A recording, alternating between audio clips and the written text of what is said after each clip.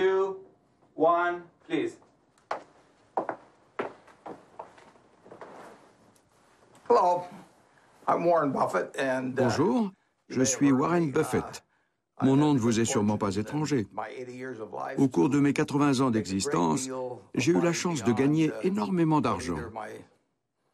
Bien plus que ma famille ou moi-même n'en auront jamais besoin. Mon ami Bill Gates et son épouse Melinda partagent ce même sentiment. Au cours d'une discussion, nous avons réfléchi à la manière dont nous souhaitions utiliser notre fortune et nous pensons avoir trouvé un moyen d'encourager d'autres personnes à faire de même. Cette idée s'est traduite en une promesse, le Giving Pledge.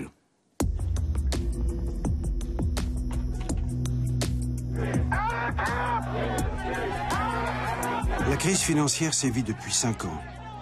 Partout dans le monde, des centaines de milliers de personnes descendent dans la rue. Régression sociale, chômage. Ils sont des millions à pâtir des effets de la crise. Pourtant, la classe aisée ne cesse de s'enrichir. Le monde se divise en 2 clans. 99% de pauvres contre 1% de riches.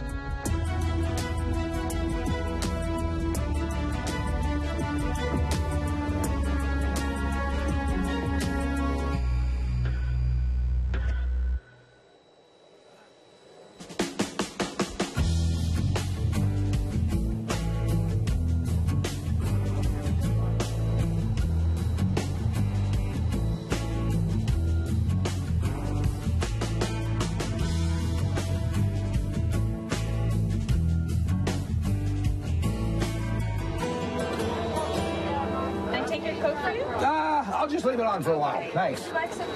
I'll wait a little while, but thank you. Le Giving Pledge s'adresse aux détenteurs des 400 plus grosses fortunes américaines. Nous leur demandons s'ils seraient prêts à reverser au minimum 50% de leur richesse à la société, soit de leur vivant, soit à titre posthume. Ce n'est pas un engagement contractuel, mais purement moral. Et nous sommes absolument convaincus qu'ils nous suivront.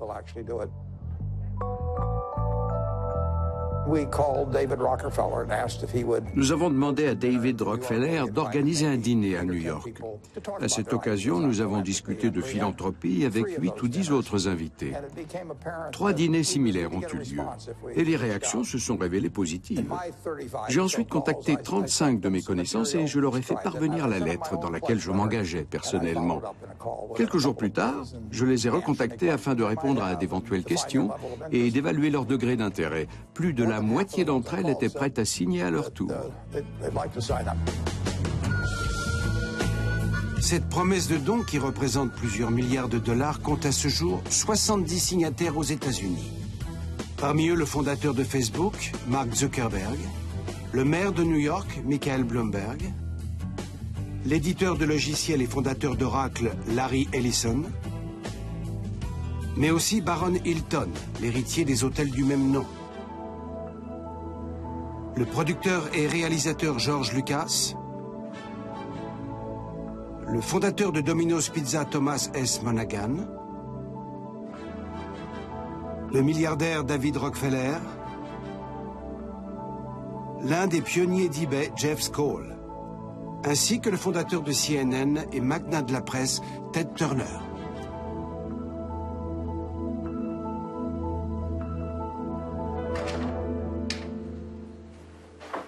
Hasso Plattner est lui aussi milliardaire.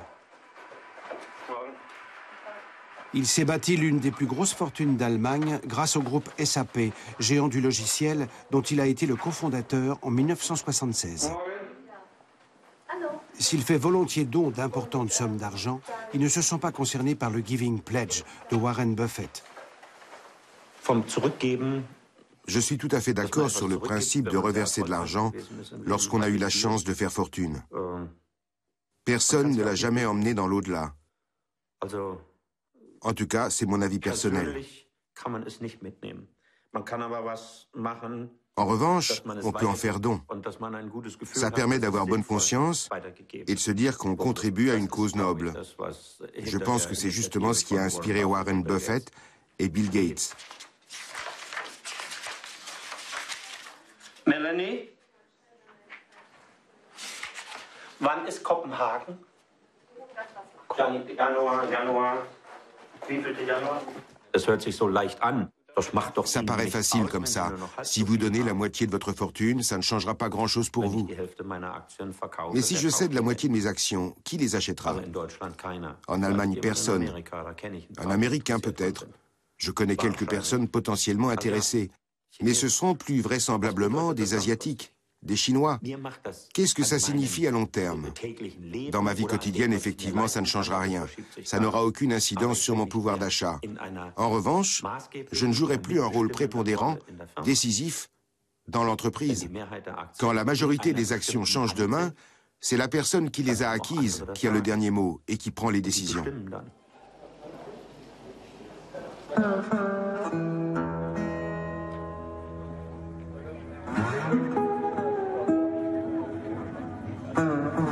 Il est 5 heures du matin à Omaha, la ville natale de Warren Buffett. Ils sont plusieurs milliers au rendez-vous, des actionnaires de la holding venus assister à l'assemblée générale de la société. C'est la première fois que je viens. C'est un rêve qui se réalise. En venant ici, je suis sûr d'apprendre et de m'enrichir. Je parle de mes connaissances en économie. Warren. Tout est dit. Warren. Warren Buffett est l'actionnaire majoritaire de Berkshire Hathaway.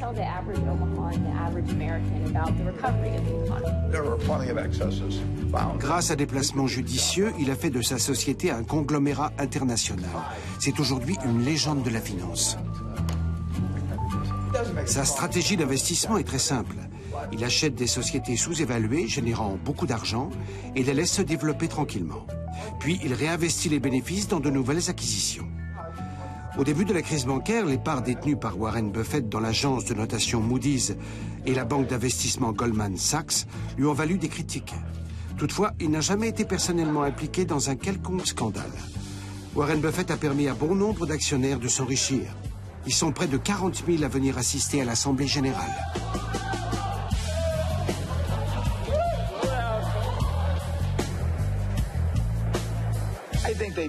Nos actionnaires ont le sentiment de former une famille. C'est ce qui nous distingue des autres entreprises et c'est très important.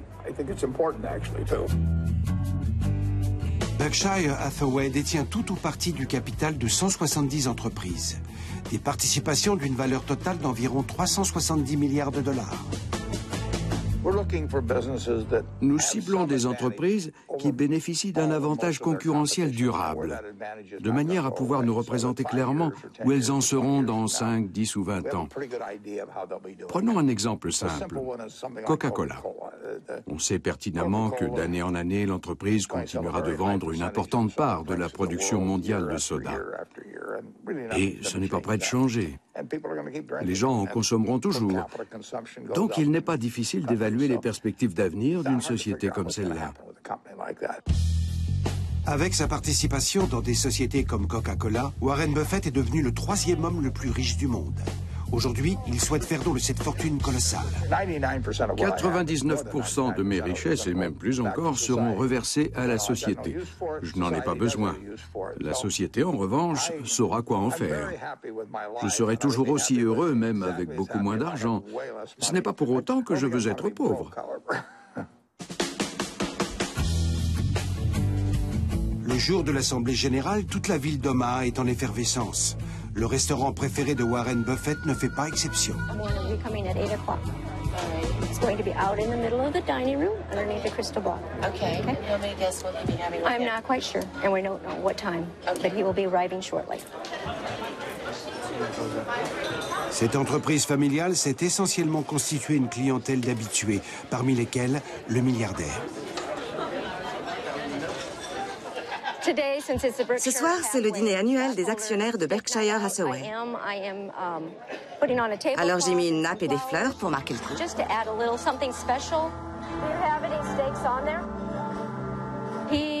Il ne commande jamais rien d'extraordinaire. Il apprécie notre cuisine dans sa simplicité.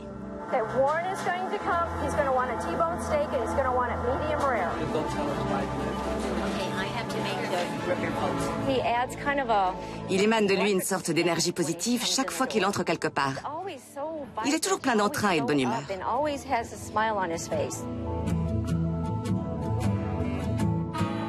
C'est l'excitation générale dès qu'il franchit le pas de la porte.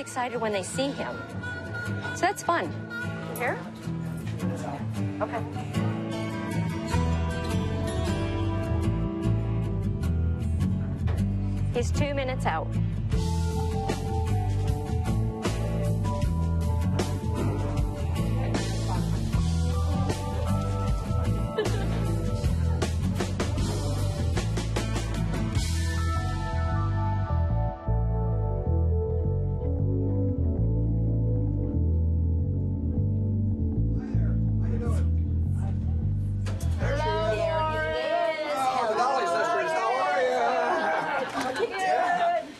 Warren Buffett dîne souvent ici, de préférence en compagnie de l'un de ses amis les plus prestigieux. How's it been? Pretty good. He's doing all the work. Is he So doing all the we work? applaud at the right time. That's why he brings us along. Good. We'll take you in. Okay. D'où l'affluence d'actionnaires dans le restaurant ce soir-là.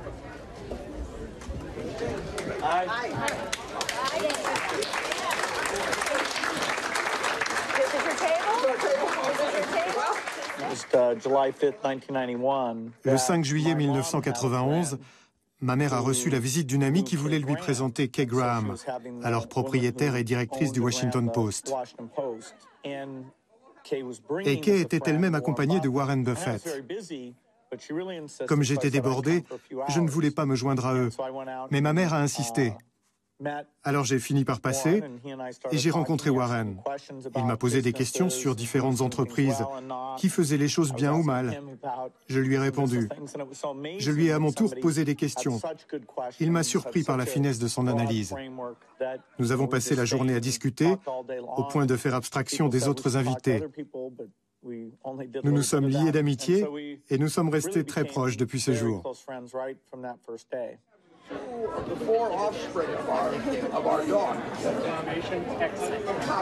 Warren Buffett et Bill Gates sont à la tête des deux plus grosses fortunes d'Amérique. Ils possèdent à eux deux plus de 100 milliards de dollars. Ces personnalités des plus fascinantes suscitent une vive curiosité. He never usually eats bread and sometimes a salad, but he loves our chicken noodle soup. Chicken noodle soup. Yes, he says it reminds him of his childhood.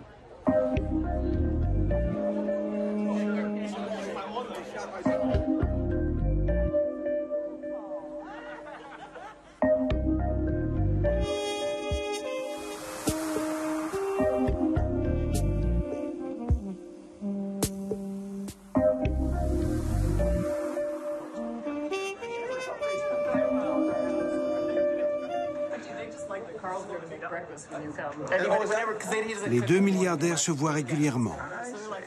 C'est quelque part entre Omaha et Seattle, en compagnie de Melinda, l'épouse de Bill Gates, que l'idée du Giving Pledge leur est venue.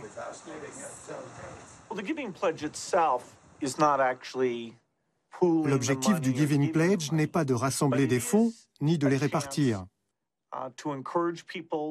C'est un moyen d'encourager les gens à donner plus tôt et à s'impliquer plus activement. Une manière de les inciter à investir plus intelligemment et à donner davantage. Quand vous vous engagez à faire don de la moitié de votre fortune, voire plus pour certains, vous voulez que cela ait un véritable impact. Tous les efforts au prix desquels vous vous êtes constitué cette richesse doivent porter leurs fruits. Vous avez envie que cela permette en définitive de faire évoluer les choses. Et plus nous discutons avec d'autres donateurs, plus nous apprenons les uns des autres. Nous nous devons de réussir. Ce n'est pas une charge, c'est une responsabilité. Oui, surtout quand il s'agit de donner l'argent de Warren. Quand c'est le nôtre, c'est différent. Non, bien sûr, on ne fait aucune distinction et nous prenons ça très au sérieux.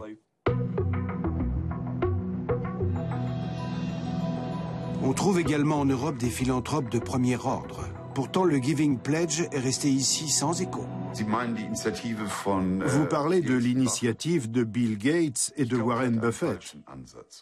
Pour moi, ils se trompent sur le fond. Dans une démocratie, l'attribution des financements ne dépend pas du bon vouloir des milliardaires. C'est à l'État qu'il appartient de décider de ce qui est juste. Et à travers lui, en définitive, aux citoyens.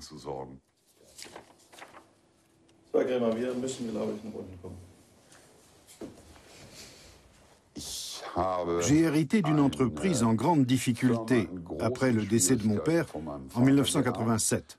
99% des compagnies maritimes allemandes assurent des transports par container. Moi, je gère des navires citernes. Je suis entré dans la société le 2 avril 1982. Le tout premier jour, j'ai décidé de ne pas venir travailler. J'étais très intimidé et je me suis dit que si je me présentais le lendemain, ça irait aussi. Mon père a été très vexé car il avait annoncé mon arrivée pour la veille.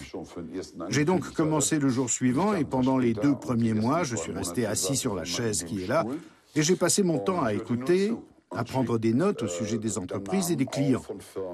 À la fin de la journée, il devait répondre à toutes mes questions. Ça s'est révélé une excellente formation.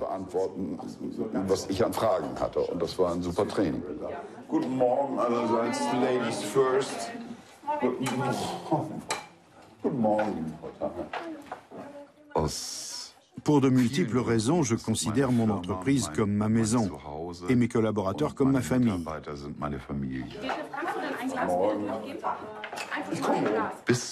Jusqu'en 2008, je pouvais verser l'équivalent de 14-15 salaires sous forme de primes. Depuis la chute de Lehman Brothers, je ne peux plus me le permettre. Et j'en suis profondément attristé. La crise économique n'a pas épargné l'industrie du transport international. Peter Kremer a perdu les 2 tiers de sa fortune personnelle.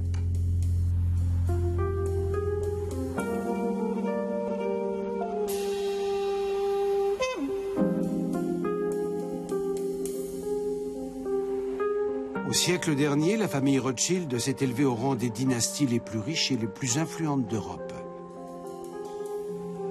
La fortune familiale repose en majeure partie sur la célèbre banque privée Edmond de Rothschild.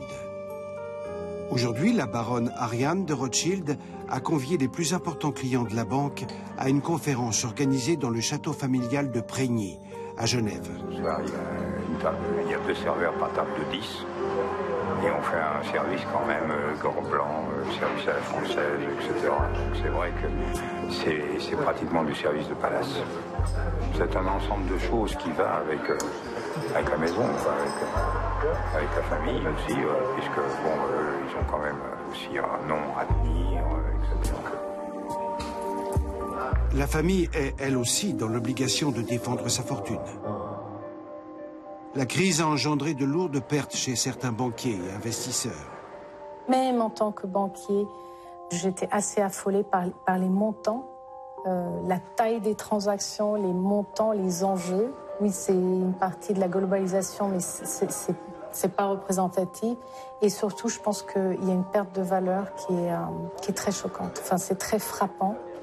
Il y a une décorrélation entre une réalité, enfin, une entreprise, une réalité économique et des flux financiers.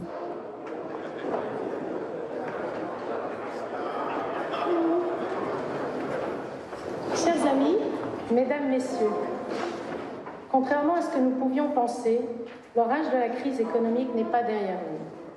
Les récents événements ont révélé la nature systémique de cette crise. Je pense que ce qui est intéressant, c'est effectivement d'être une femme au XXIe siècle, dans une famille aussi prestigieuse que les Rothschild, avec une histoire aussi éclatante, aussi importante.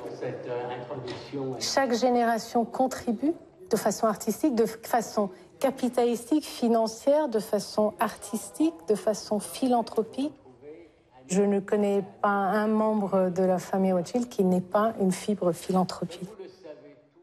Tout Rothschild est philanthrope. Cette philanthropie remonte au XIXe siècle.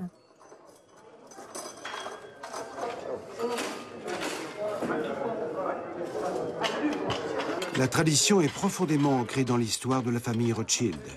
Il y a 200 ans, le fondateur de la dynastie, Amschel Meyer de Rothschild, brillant entrepreneur, a posé des jalons pour toutes les générations futures. C'est-à-dire qu'en permanence, nous, en tant que banquiers, on est toujours à la recherche. On crée des petits groupes qui deviennent, on espère, un jour des plus grosses entreprises, etc. Donc c'est la nature, c'est l'ADN de notre famille, c'est d'être des entrepreneurs.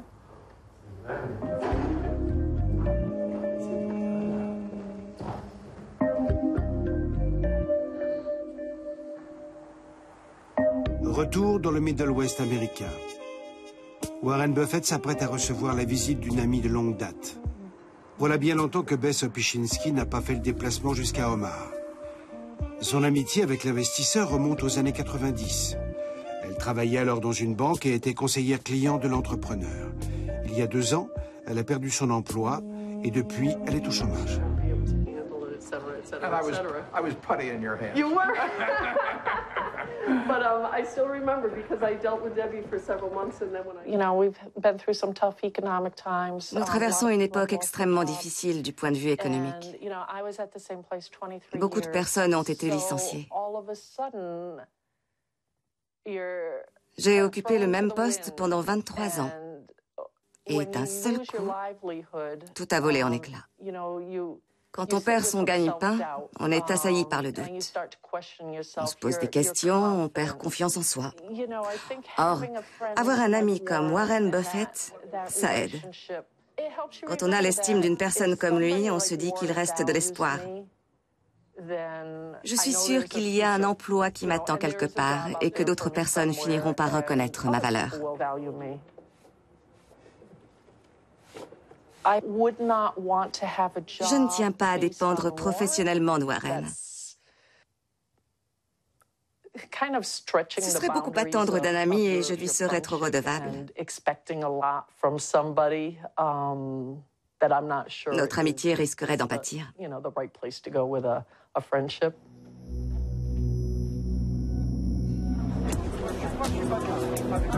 La crise financière a favorisé l'apparition d'un nouveau mouvement international, Occupy. En France, il s'appelle les Indignés. Ils se réunissent aujourd'hui sur le parvis de la Défense, le quartier d'affaires parisien. Une foule bigarrée et unie autour des différentes revendications de chacun.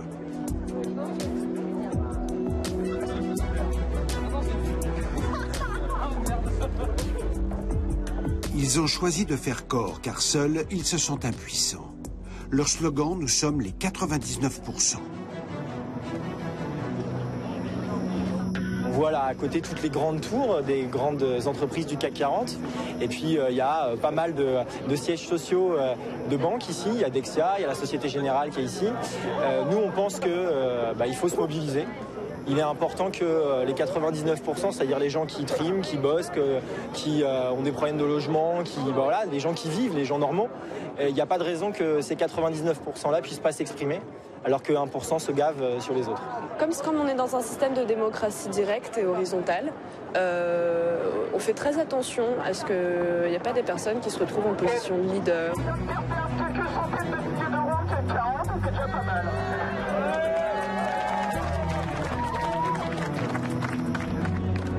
Une idée qui inquiète les politiciens autant qu'elle fédère les citoyens du monde entier, comme ce couple de touristes originaires du Canada. Il y a un infime pourcentage de personnes qui a réussi à s'attribuer tous les pouvoirs. Et plus ça va, moins ils s'en cachent. Le moment est venu pour nous de dire stop. Ils ont fini par se tirer une balle dans le pied, car ils sont allés trop loin. Aujourd'hui, nous protestons pour leur répondre. Et on espère bien que ça ne s'arrêtera pas là.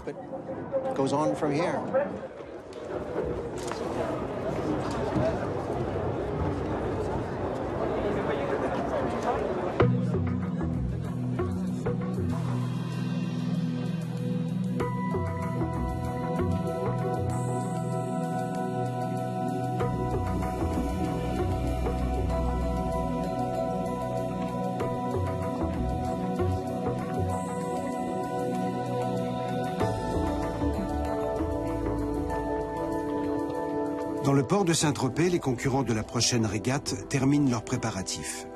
Hasso Plattner est passionné de voile. Il a le goût de la compétition. Sie wissen, warum die alle weiß sind, die Boote? Damit man beim Start nicht erkannt wird. Weil ihr alle gleich aussehen.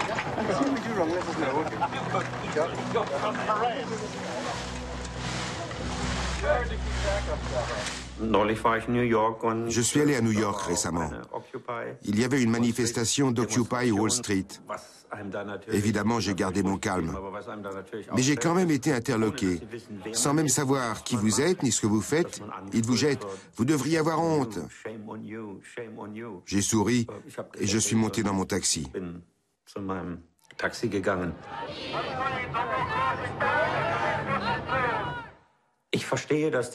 Je conçois très bien que les gens ne comprennent pas pourquoi Wall Street et les marchés financiers du monde entier se moquent de nous. Quand ça dégringole, nous leur donnons des fonds, sans quoi ils font pression sur les marchés. D'une part, ils n'accordent plus de crédit, et d'autre part, ils augmentent les taux d'intérêt sur les emprunts des États, au risque de conduire certains d'entre eux à la faillite. Je pense que ça fait partie des choses qui méritent d'être remises en question dans notre système économique mondial. Et il me paraît juste d'en débattre.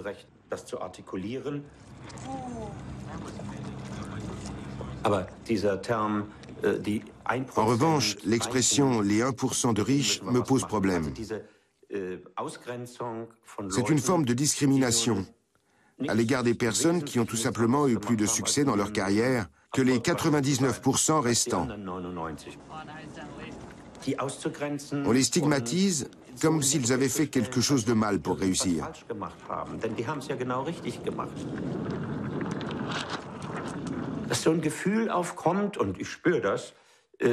Au final, on a le sentiment, en tout cas moi, j'ai très clairement le sentiment qu'on me soupçonne d'avoir commis des choses immorales pour avoir la situation qui est la mienne aujourd'hui.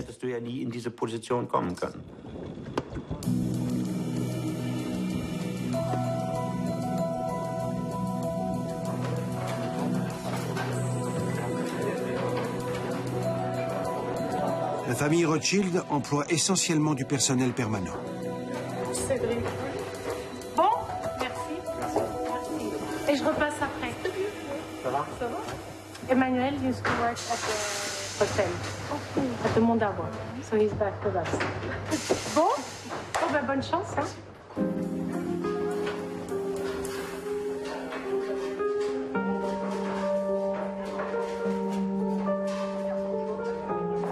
Ariane de Rothschild a convié ses invités à un dîner après la conférence. La fine fleur de l'hôtellerie française assure le service dans l'orangerie du château familial.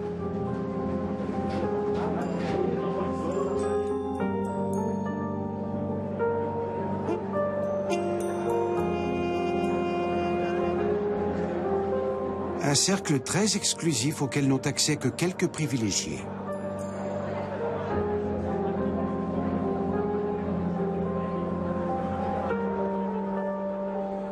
Culturellement, en Europe, on ne parle pas de ce qu'on donne, on ne parle pas de ce qu'on fait. Il n'y a pas une valorisation de ce qu'on a fait, ce qui est l'inverse des États-Unis, où on valorise les grands donateurs. Je pense que c'est parfaitement compris aux États-Unis, le Give and Pledge, c'est-à-dire on donne tout son argent à la philanthropie. Alors que je pense qu'en Europe, on a une approche complètement différente. Parce qu'on aura plutôt, moi je pense, plus difficile de maintenir une tradition philanthropique sur 8 générations. Ça demande autant de travail, autant de dédication. Et ce qui est très important pour moi, c'est de m'assurer la continuité philanthropique pour des générations à venir.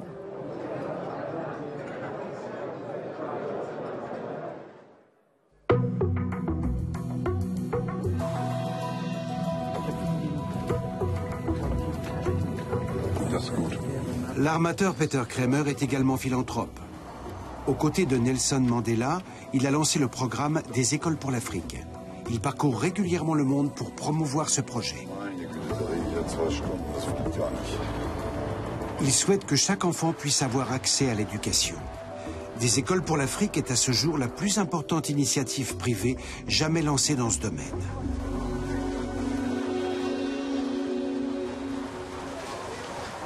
Ich gehe wahnsinnig gern in deutsche Schulen. J'adore me rendre dans les écoles allemandes. Au cours des 5 ou 6 dernières années, j'ai dû rencontrer près de 6000 écoliers. D'abord, je leur explique le principe de la mondialisation. Ensuite, je leur parle du programme des écoles pour l'Afrique. Peter Kremer double le montant de chaque don adressé à des écoles pour l'Afrique. Les États africains manquent souvent de moyens pour financer la construction d'écoles primaires.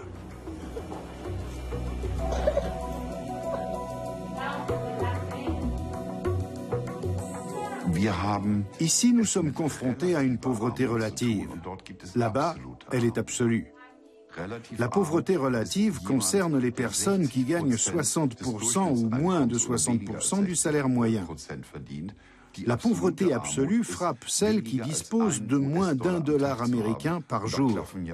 Il y a un gouffre entre les deux. Or, je crois que notre société, notre État, est suffisamment riche pour que nous puissions régler ces problèmes nous-mêmes par la répartition équitable des moyens financiers et la collecte de l'impôt. C'est la raison pour laquelle mon action sociale n'est pas dirigée vers l'Allemagne, mais vers l'Afrique.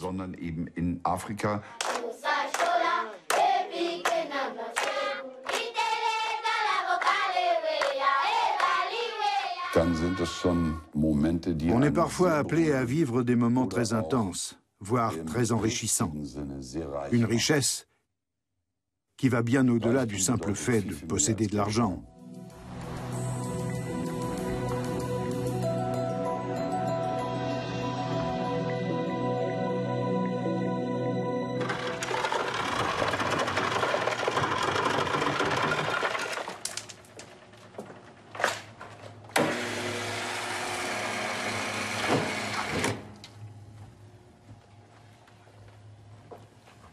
So, Warren, how was your day today? Busy, but good. I like it when the stock market went down today, and I like that. I can buy things cheaper. I don't work to collect money. Je ne travaille pas dans le but d'amasser de l'argent, mais parce que je suis passionné. Et il se trouve que j'ai un métier qui rapporte, pour peu qu'on s'y prenne bien. J'aurais pu choisir de devenir professeur, fonctionnaire, médecin. J'aurais peut-être fait un excellent médecin. Je pourrais travailler tout aussi dur et pour le bien de la société. Seulement, dans une économie de marché, ce genre d'activité ne rapporte jamais autant que la mienne. Donc, je m'estime chanceux. Voilà le bilan de la première année de ma toute première société. J'avais investi $100. Ils ont rapporté $13 059,16.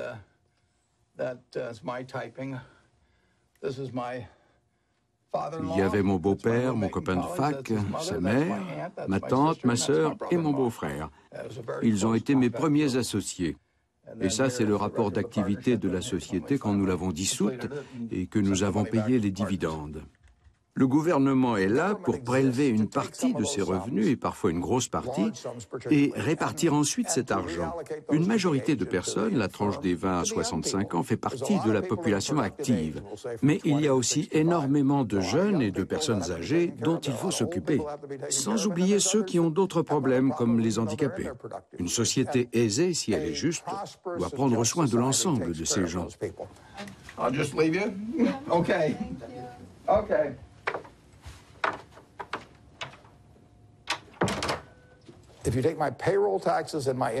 Proportionnellement à l'ensemble de mes revenus, je paie moins d'impôts que ma secrétaire et mes employés.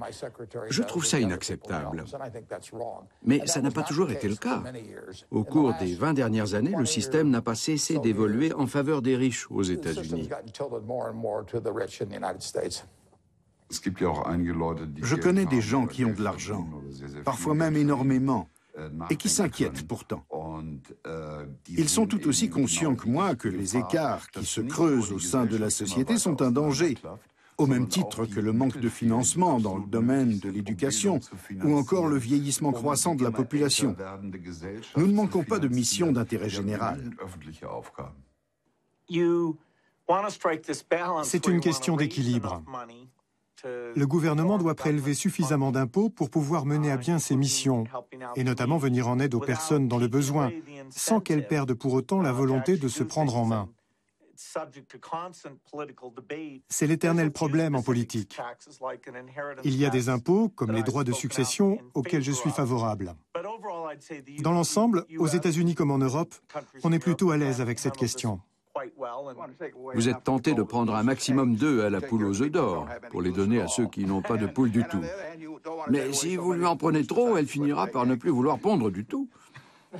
Oui, dans des moments de difficulté, qu'il y ait une solidarité se construise par voie de taxation. Mais pour moi, ce n'est pas une réponse, c'est pas une réponse suffisante. C'est une réponse très court terme pour une problématique qui est beaucoup plus profonde, beaucoup plus longue, beaucoup plus systémique. Et donc, je trouve ça bien, mais je trouve que ce n'est pas, c'est pas suffisant. Le musée Berggruen fait face au château de Charlottenburg. À l'étage supérieur vivait autrefois Heinz Berggruen. Citoyen d'honneur de la ville de Berlin, il a fait don de sa collection d'œuvres d'art à la Fondation du patrimoine culturel prussien. Son fils, Nicolas Berggruen, un citoyen du monde sans véritable pays d'attache, se sent responsable de cet héritage. Nicolas Berggruen a évidemment grandi au milieu de la plupart de ses œuvres car Heinz Berggruen était un homme d'affaires réputé, mais surtout un grand collectionneur d'art. La famille Berggruen compte parmi les plus célèbres mécènes d'Allemagne. Après s'être réfugié à Paris pour fuir le nazisme, Heinz Berggruen est retourné vivre en Allemagne dans les années 90. Il était follement attaché à Berlin, sa ville natale. Aussi, quand il a pu y retourner, il a éprouvé le besoin de faire un don à la communauté. C'est l'idée même de la philanthropie et la raison pour laquelle ce musée existe aujourd'hui.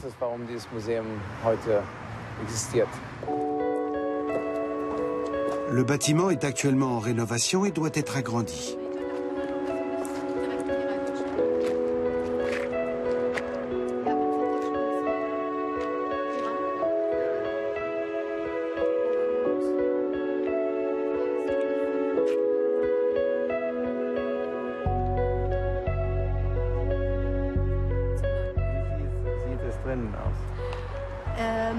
Nicht schlecht. Also Sie haben jetzt alles rausgerissen, was drin Ja, aber war. haben Sie etwas reingetan? Noch nicht. Okay, wir arbeiten daran. Nous faisons en sorte d'entretenir le musée pour la ville de Berlin, mais aussi parce que cela me tient personnellement à cœur. Das ist eine persönliche Sache. Nein, es muss sehr präzise sein mit Indien. Es ist jetzt 9 Uhr in Indien. Hier ist es, wenn es 6 wäre, wäre es nur 3 Stunden. L'investisseur germano-américain Nicolas Berggruen n'est pas souvent de passage à Berlin. Il n'utilise que très rarement l'ancien bureau de son père. Ce qui m'a particulièrement séduit dans le Giving Pledge, c'est le fait que les signataires ne s'engagent pas seulement à faire don de leur argent à des fins caritatives. C'est aussi un engagement sur le plan personnel.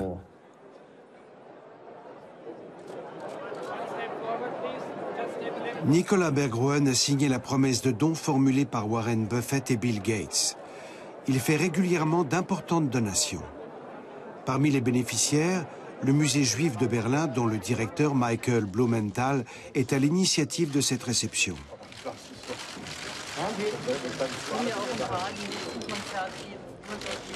Depuis que Nicolas Berggruen a sauvé de la faillite la chaîne de magasins Karstadt, il est considéré en Allemagne comme un investisseur doté d'un solide sens des responsabilités.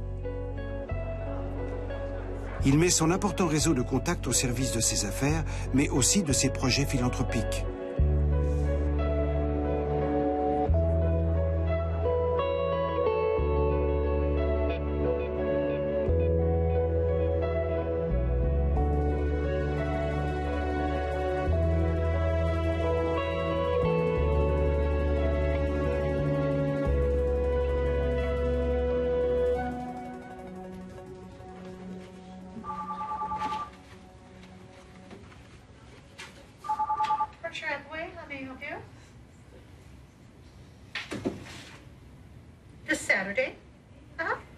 Je passe le plus clair de mon temps au siège de Berkshire Hathaway. C'est un portrait de moi. Je ne vais pas au bureau chaque jour dans l'intention de gagner de l'argent. J'aime passionnément mon métier et je serai prêt à payer cher pour pouvoir continuer à l'exercer. Mais ne le dites pas à mes actionnaires. Je ne me contente pas de gagner de l'argent, j'en gagne en faisant un métier que j'adore. Mais je n'en ai pas besoin. J'ai déjà tout ce qu'il me faut.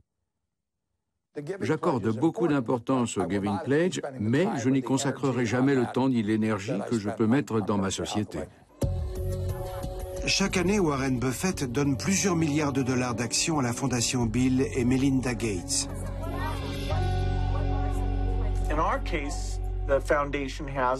L'objectif premier de la fondation est de venir en aide aux plus démunis, en particulier dans le domaine de la santé. Et cela ne nécessite pas de moyens technologiques extraordinaires. Un vaccin contre la rougeole à 10 cents, c'est une solution très simple. En état des lieux des technologies auxquelles je me suis intéressé au cours de ma première carrière. Pourtant, ces innovations extrêmement peu coûteuses font toute la différence.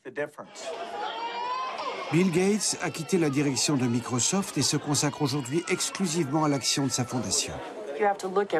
Il faut identifier les mécanismes qui empêchent certaines personnes d'accéder à des revenus suffisants. Dans les pays pauvres, ça commence par la santé. Nous ne sommes pas confrontés à des maladies comme la malaria. Mais il y a encore tellement d'enfants qui meurent de cette maladie et tellement d'adultes qui se retrouvent dans l'incapacité d'aller travailler 2 à 3 fois par an pendant plusieurs semaines parce qu'ils en souffrent. C'est ce genre de problème qui entrave le développement de ces pays. That keeps those countries in part in where they are. You can see measurable progress. Nous avons obtenu des progrès sensibles. En 1960 encore, plus de 20 millions d'enfants mouraient de la malaria à travers le monde. Aujourd'hui, ils ne sont plus que 9 millions, alors que les enfants de moins de 5 ans sont plus nombreux qu'à l'époque. On le doit avant tout au vaccin. Et la philanthropie a joué un rôle décisif dans toutes les phases de cette progression spectaculaire. Aujourd'hui, nous devons être encore plus ambitieux. Nous voulons voir ce taux de mortalité descendre à 5 millions, puis 3 millions, puis 1 million. Je suis convaincu que c'est possible. Malgré des succès incontestables, la fondation Bill et Melinda Gates demeure la cible de critiques. Elle place ses milliards en bourse et détient aussi des actions dans des sociétés incriminées dans la pollution environnementale. On lui reproche plus particulièrement ses liens avec le semencier Monsanto, que beaucoup tiennent pour responsable de l'appauvrissement croissant des paysans africains. Il ne faut pas faire d'amalgame. Il y a le fonds d'un côté, la fondation de l'autre. La fondation nous permet de changer le monde et d'innover. C'est là-dessus que nous voulons nous concentrer. Et le fonds a pour but de maximiser le retour sur investissement. Le fonds, qui détient les actions, investit régulièrement dans des indices boursiers. La fondation investit régulièrement dans des actions cotées en bourse, ce qui se traduit parfois par des participations dérisoires, de l'ordre de 0,1%. Donc il n'existe aucun lien substantiel avec Monsanto. Il arrive simplement que le fonds acquiert des parts dans de petites holdings en achetant un paquet complet d'actions.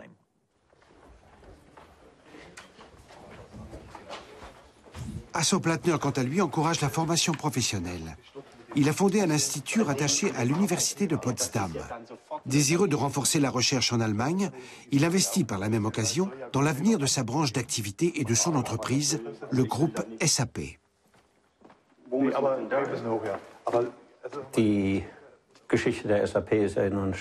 Le succès de SAP tient principalement au fait que ses fondateurs ont bénéficié d'une excellente formation.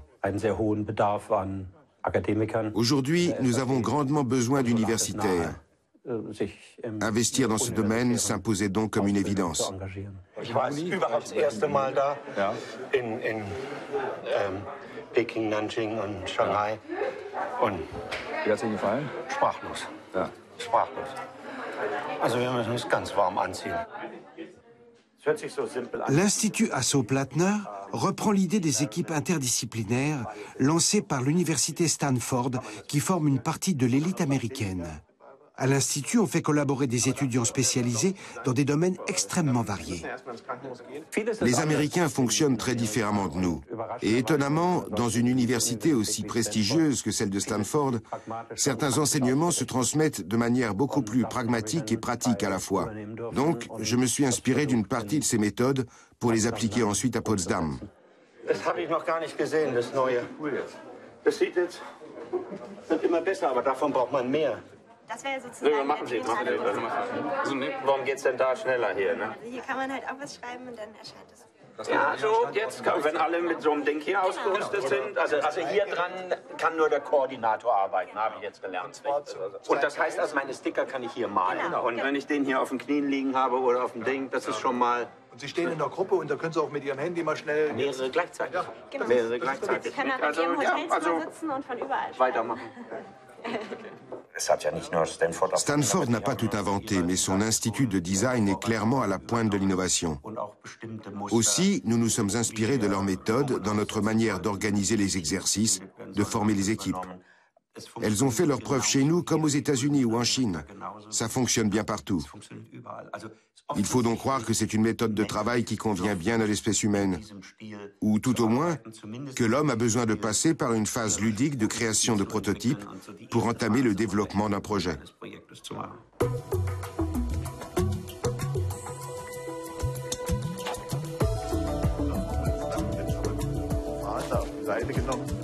L'Institut a ouvert ses portes voilà 11 ans.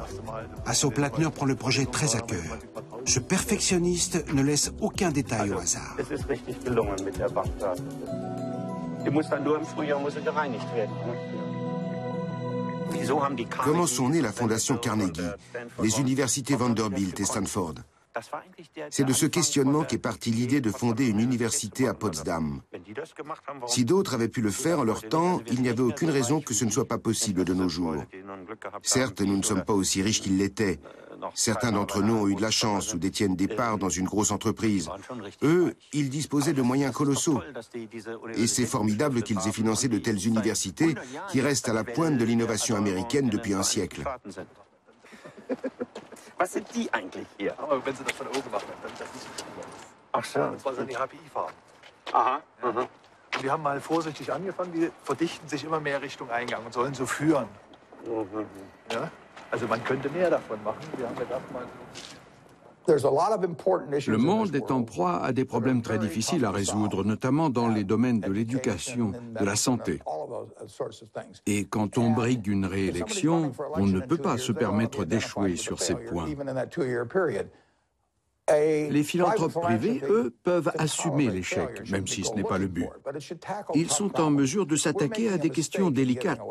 Et s'ils ne commettent aucune erreur, c'est qu'ils n'ont pas placé la barre assez haut. L'État a des enjeux politiques.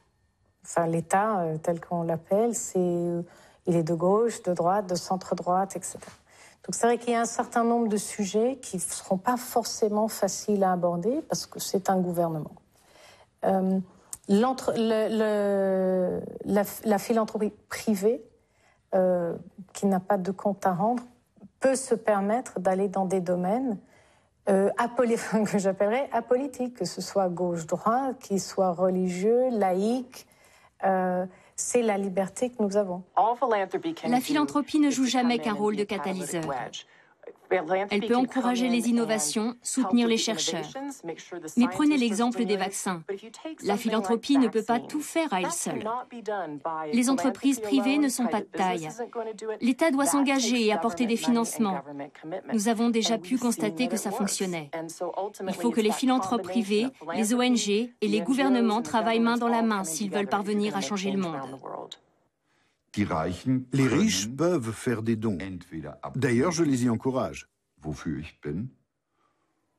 Mais ils sont aussi en mesure, ce qui n'est pas contradictoire, de solliciter des gens et de faire jouer leur influence afin d'exhorter les politiques à faire, enfin, ce pourquoi ils ont été élus.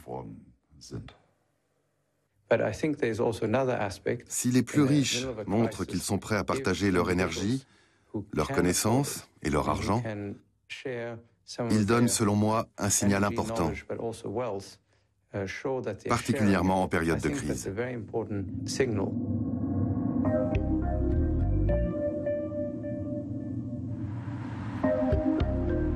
Bess Opichinski et son époux ont eux-mêmes fait d'importantes donations dans le passé. Aujourd'hui, ils n'en ont plus les moyens. Ils craignent de devoir se séparer de leur maison.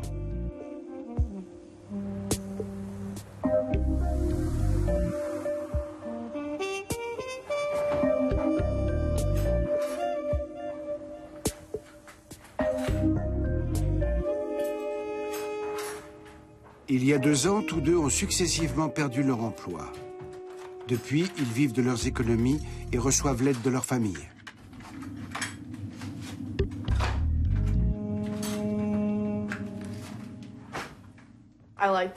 J'adore notre maison.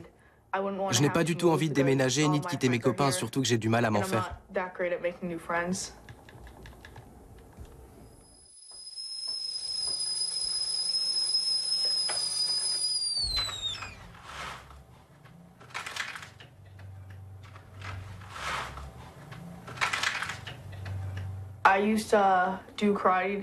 On se retrouvait tous au karaté. Mais depuis que mes parents ont perdu leur travail, je ne peux plus y aller. On est obligé de faire plein de sacrifices pour réussir à payer toutes les factures. Au fil des années, j'ai vu les salaires des gens riches, des personnes haut placées, des dirigeants de grandes entreprises augmenter de manière constante. Pour tous les autres, la majorité d'entre nous, rien n'a évolué.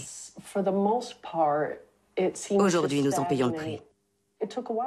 Nous sommes arrivés à un stade où la classe moyenne n'arrive plus à s'en sortir, parce que le coût de la vie ne cesse d'augmenter.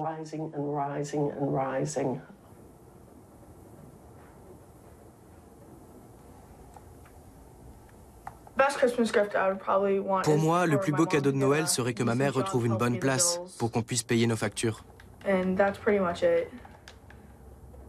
Autrement, j'aimerais bien un chien, mais le jardin n'a pas de clôture. Et puis, ça nous coûterait de l'argent.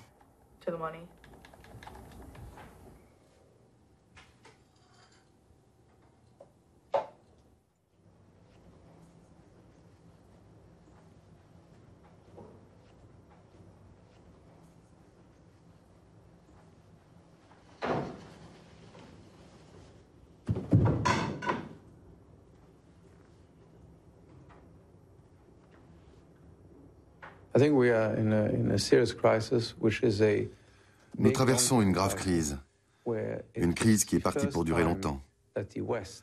Pour la première fois, les pays occidentaux sont directement confrontés à la concurrence des pays que l'on dit en développement. En termes de compétences, ces pays-là rivalisent de plus en plus avec l'Occident. Par conséquent, nous sommes dans l'obligation de nous réinventer.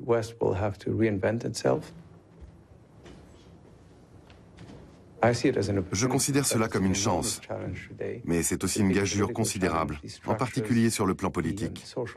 Cela implique de réviser le contrat social, ce qui est extrêmement délicat. Si nous ne nous attaquons pas à ces problèmes, nous serons durablement pénalisés. Dans un avenir proche, il se peut qu'on en ressente à peine les effets, mais la génération suivante, elle, sera frappée de plein fouet.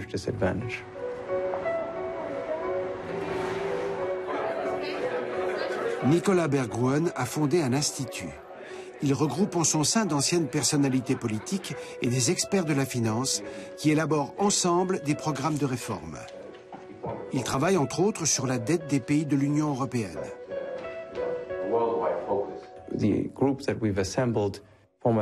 Nous avons réuni d'anciens chefs d'État, d'éminents intellectuels.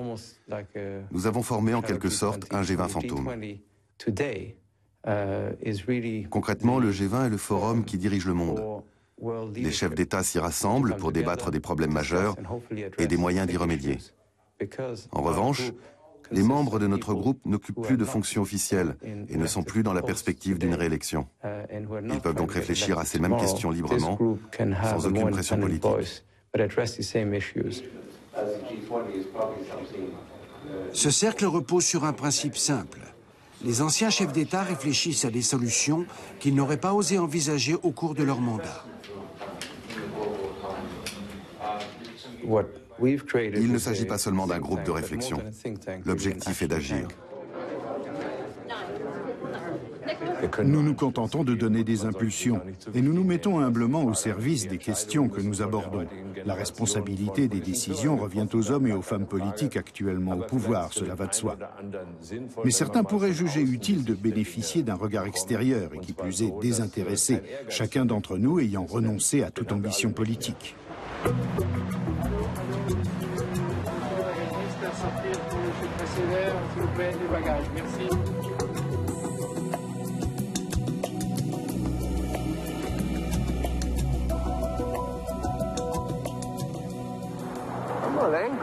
Je ne suis pas en colère.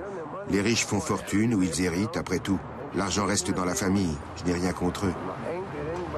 Mais j'en veux aux politiciens qui nous font des promesses et qui ne les tiennent pas une fois élus.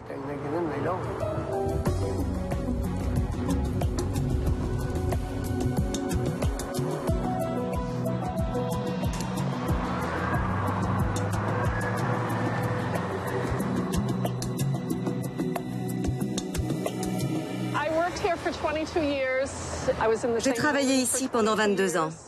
22 ans dans le même bâtiment. 22 ans avec le même numéro de téléphone. Aujourd'hui, j'ai l'impression d'être une intruse. C'est comme si je n'avais jamais été de la maison. Si je viens un jour de semaine, je croise d'anciens collègues. Ils sont tous pressés. Ils filent un rendez-vous ou rentrent de la pause déjeuner. Ils n'ont qu'une idée en tête, remonter dans leur bureau et se remettre au travail.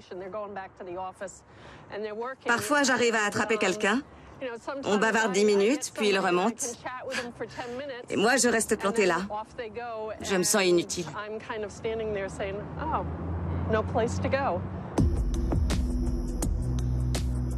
Les citoyens de Boston ont également créé leur propre branche du mouvement Occupy. Ils ont choisi cette place comme point de ralliement.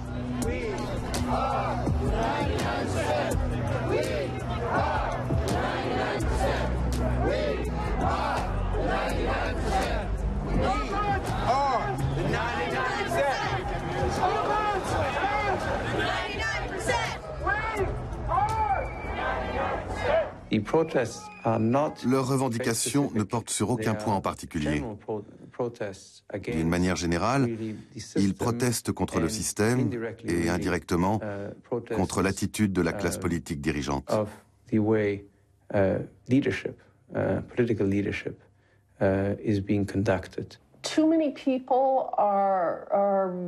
de personnes négligent leurs droits démocratiques. Ils les prennent pour acquis et n'y prêtent même plus attention. Mais en définitive, ils perdent leur voix. La moindre des choses serait que les gens prennent conscience qu'ils ont la possibilité de s'exprimer et de se faire entendre. Ce ne sont ni les entreprises ni les politiciens qui doivent dicter leur conduite au gouvernement, mais bien les citoyens. La classe politique est aujourd'hui au pied du mur. Elle doit répondre aux attentes de ces gens. Et il existe des réponses, mais elles ne sont pas très agréables.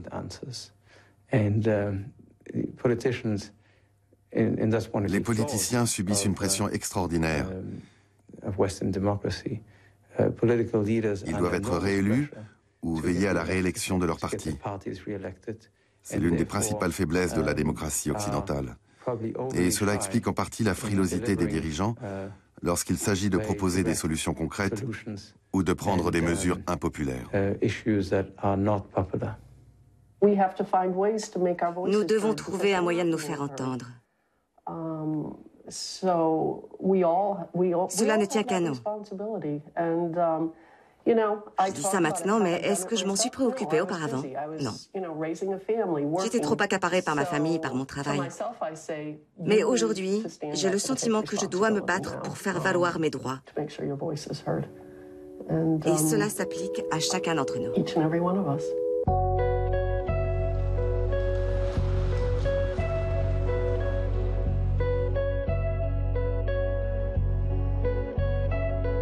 À Paris, la famille Rothschild est l'un des plus célèbres mécènes du Louvre.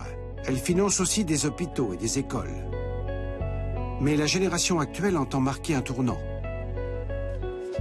Firoz Ladak est chargée d'inscrire dans la modernité l'action des fondations Rothschild.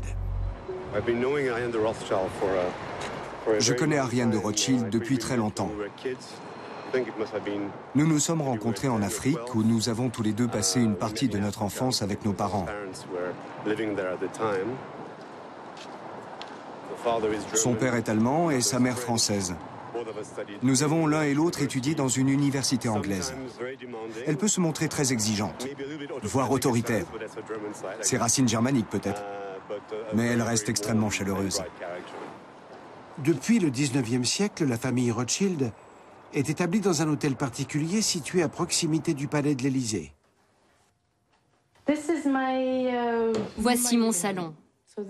C'est ici que je vis. Enfin, par intermittence. J'habite aussi en Suisse, mais lorsque je suis à Paris, c'est ici que je m'installe. Là, c'est la chambre d'amis. Et ça, c'est mon tableau préféré. J'adore l'expression de ce jeune garçon et ce mélange de pauvreté et de poésie. J'ai trouvé ce tableau il y a très longtemps, dans une petite galerie à Shanghai. Il m'a beaucoup plu. C'est vraiment une très belle toile.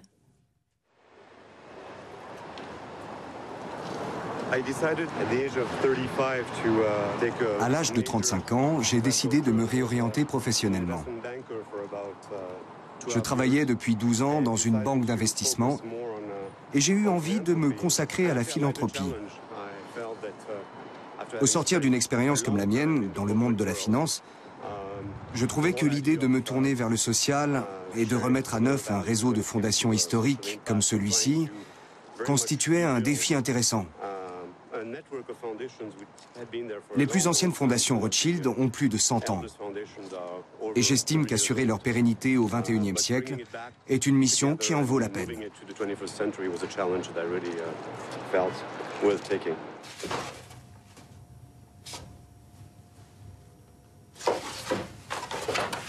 Aujourd'hui, c'est impossible de vivre dans un monde néolibéral.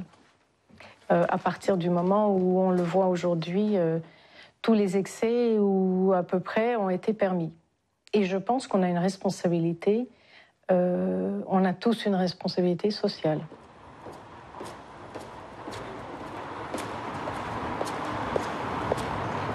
Un de nos axes de développement au niveau philanthropique, parce que pour moi, j'espère que ça aura une contribution à changer le monde du capitalisme, c'est entre autres l'entrepreneuriat social. Et justement, en y ajoutant une dimension sociale, parce qu'aujourd'hui, il est important, quand on crée une entreprise, d'avoir une dimension, d'essayer d'obtenir un impact direct, social, environnemental. Bonsoir, José. Bonsoir. C'est quoi vos nouveaux produits? Les fondations Rothschild soutiennent également de petites entreprises qui se distinguent par des initiatives sociales. C'est notamment le cas de cette chocolaterie. Vous avez des chocolats au lait à base de 3 sésames. Avec d'une part une filière que je qualifierais de commerce équitable provenant du Venezuela, importe donc ce chocolat en France, le transforme sur place dans une petite usine qui a comme vocation de principalement recruter des personnes en réinsertion. Donc l'impact social est double.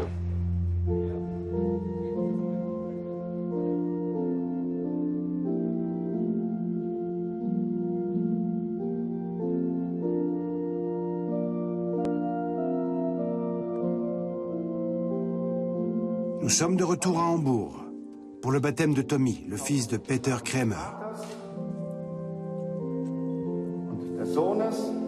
L'armateur n'appartient à aucune confession. Il a pourtant choisi de se tourner vers les valeurs chrétiennes. Le Saint-Père a demandé l'an dernier la constitution d'un gouvernement mondial. Cela reviendrait à renforcer le pouvoir des Nations Unies et à instaurer des règles financières universelles qui prendraient en compte les intérêts des pays du tiers-monde.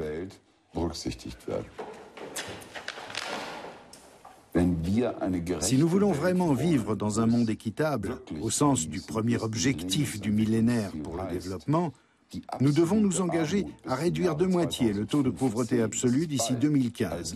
En somme, très bientôt. Autrement dit, le nombre de personnes concernées doit passer de 1,2 milliard à 600 millions. D'après les estimations des Nations Unies, le coût de l'opération s'élèverait à 400 milliards de dollars. Et les classes moyennes devront y contribuer.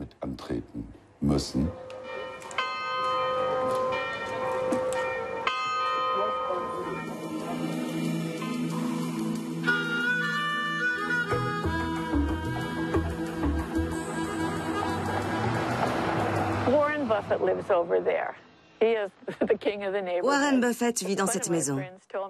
C'est le roi du quartier. Un de mes amis m'a dit un jour, si tu trouves Warren Buffett inconscient dans son allée, appelle ton courtier avant de prévenir les secours. Évidemment, c'est une plaisanterie. Nous sommes tous bienveillants envers lui. Et s'il lui arrivait quoi que ce soit, nous appellerions la police. Il ne s'en rend sûrement pas compte, mais tout le monde ici pense à lui.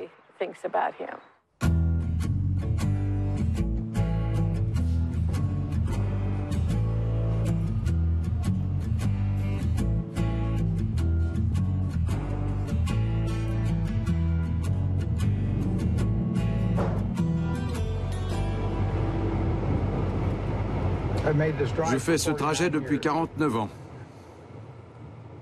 Je suis à 5 minutes du bureau. J'ai emménagé dans ma maison en 1958 et dans les locaux de la société en 1962.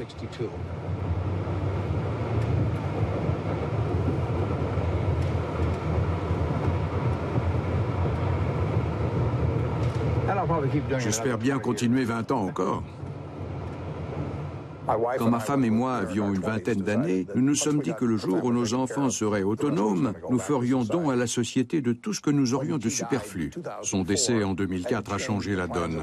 En 2006, j'ai légué une partie de ma fortune à des œuvres caritatives, à mes enfants et à Bill et Melinda Gates. Okay, here we are.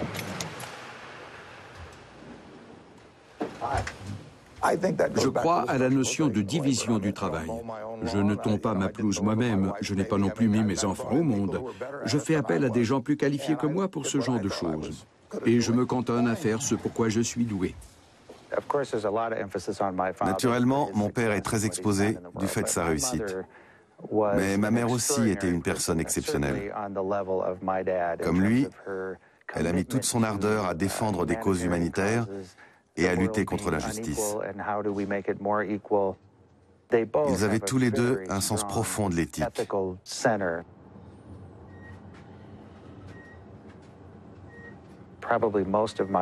Mon père doit avant tout sa réussite à sa faculté de mettre son ego de côté et de maîtriser ses émotions, aussi bien dans son rapport à l'argent que dans ses rapports humains. Avec ses proches, c'est différent. Mais en dehors de ça, il n'éprouve pas le besoin de satisfaire son ego.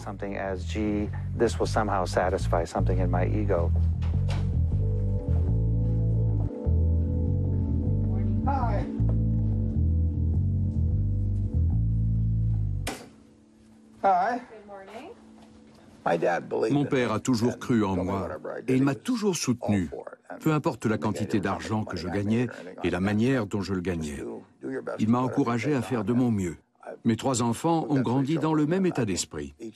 Et tout ce qu'ils ont pu entreprendre a eu la même valeur à mes yeux. Ils ont l'amour inconditionnel de leur père, comme j'ai bénéficié de l'amour du mien.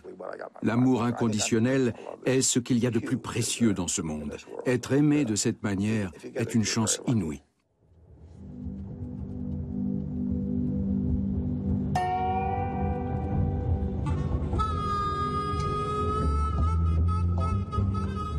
Deux ans après le lancement du Giving Pledge, aucun milliardaire européen, à l'exception de Nicolas Berggruen, n'a signé la promesse. S'il existe des philanthropes de part et d'autre de l'Atlantique, tous ne partagent pas la même philosophie. Warren Buffett et Ariane de Rothschild se sont donné rendez-vous. Ils se rencontrent ce soir pour la première fois. Hello. Oh, hi. It's really good to see you. Oh, it's great to have you along. Nice to meet you. I'm sorry to be so late. Oh, no. There's a lot of wind in your... That's right. We'll take care of that. Yes? Thank you very much. Okay. Very cool. You're great to come. Thank you.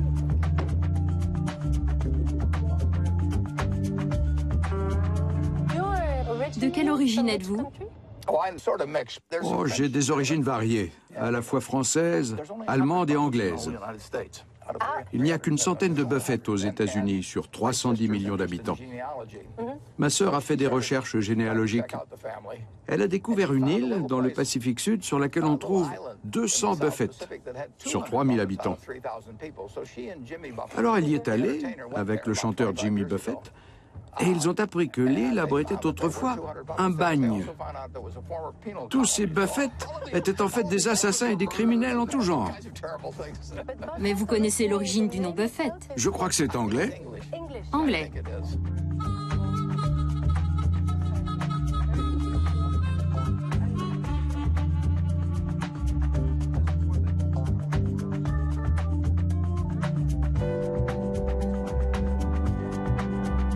Les deux milliardaires souhaitent discuter de leur conception de la philanthropie. Il apparaît très vite que chacun a sa propre opinion sur la question. Je ne crois pas aux dynasties. J'ai plutôt tendance à penser que seule une société basée sur le mérite et l'égalité des chances peut aboutir à un monde juste et équilibré, même si rien n'est jamais parfait. Il ne faut pas pour autant sous-estimer l'impact de ces dynasties. C'est une lourde responsabilité que de devoir surpasser ses ancêtres. Je me dois de gagner de l'argent, faute de quoi je ne serai plus en mesure de prolonger notre action philanthropique. Je n'ai pas pris un centime sur le compte de la société à des fins philanthropiques. J'ai simplement fait don d'actions qui, sans cela, dormiraient encore dans mon coffre-fort. Par conséquent, la société a suffisamment de fonds pour poursuivre son expansion. Nous employons à ce jour 260 000 personnes, soit largement plus qu'il y a 6 ans, quand j'ai commencé à faire don de sommes importantes chaque année. La société a un capital confortable. Aussi, quand je fais don de mes actions, cela n'a aucune incidence sur les affaires de la société. La crise à laquelle nous sommes confrontés depuis 2000 m'a amené à me poser beaucoup de questions sur le modèle capitaliste.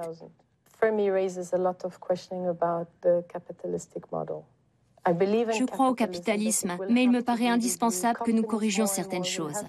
Les entreprises doivent prendre davantage en considération la société, l'environnement, tout ce qu'on appelle les facteurs externes. Par souci d'équilibre, je préfère intégrer ces paramètres dans mon entreprise plutôt que de devoir réparer les dommages a posteriori.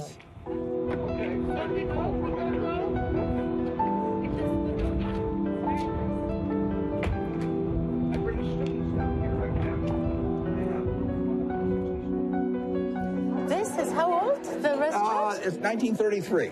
1933? Here we are. And you haven't changed it? Oh, yes. Yes, but... Many. You like to sit right here? There? Small filet mignon, please. And how would you like that cut? Rare, medium rare. I'll go with the filet, rare. Okay. Did you want soup? I think I'll skip it. I'm going to have a dessert tonight. Oh. Yeah, we may even have 2 desserts. Okay. Yeah.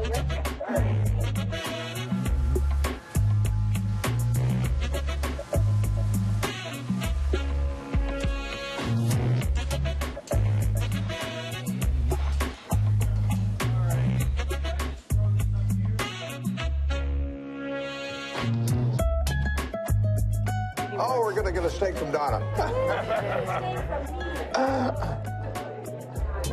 Oh, I know, you. that's reasonable size. Yeah, I was that's told, right. no, that's, I thought it was... We could do that if No. Oh, you can always get more. we can do whatever you want. There you go. Thank you very much. Welcome. Thank you. That I love. The potatoes.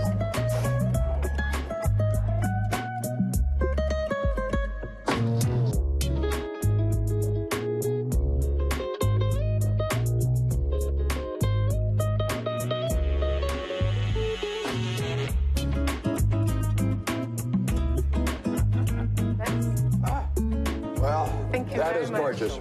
Yes. Yeah. Very- That's from This is the vanilla ice cream on top, and then we can always order you one and just have a little one on the side. No, I'll take from you a little bit. Take but some. I'll take like this. So I taste root beer. Yeah. Root beer? It's what makes root beer? You know, I can't exactly tell you the answer to that. It's not beer, though. No, it's you know, that's a very good question, and I should know, but I don't. And so I read you just bought a newspaper? Oh, I bought the newspaper yesterday. It just got announced. Right. I like newspapers. It's fun. Yeah, I like newspapers. I've always liked newspapers.